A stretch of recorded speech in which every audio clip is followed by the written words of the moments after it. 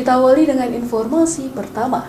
Saudara, berbeda dari tahun sebelumnya, warga melaksanakan iktikaf di masjid-masjid, tapi tahun ini masjid meniadakan pelaksanaan iktikaf bagi warga. Salah satunya itu Masjid Oman Al-Makmur. Hal ini karena angka warga yang positif corona semakin meningkat. Pengurus Masjid Oman Al-Makmur ini memilih menghindari adanya kerumunan, sehingga warga tidak diizinkan melaksanakan iktikaf bersama-sama untuk sementara waktu. Hal ini untuk menghindari penyebaran COVID-19. Pasalnya berpotensi menimbulkan kerumunan karena jemaah akan tinggal dan menginap di dalam masjid untuk waktu yang lama. Berbeda sebelum pandemi, ratusan jemaah datang dari berbagai daerah di Aceh maupun dari luar Aceh untuk beriktikaf bersama di masjid ini. Mereka menginap di masjid selama bulan suci Ramadan.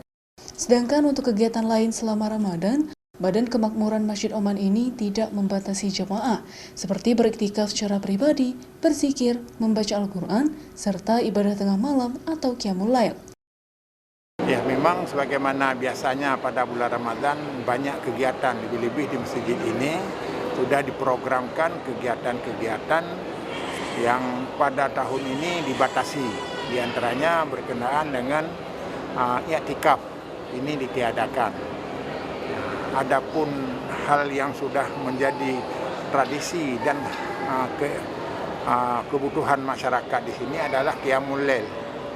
Qiyamul Lail tetap diadakan, tetapi imamnya tidak didatangkan dari luar negeri.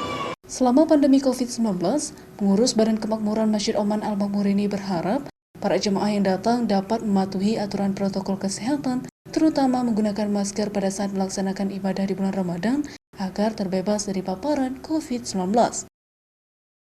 Mustajab, Kompas TV, Banda Aceh.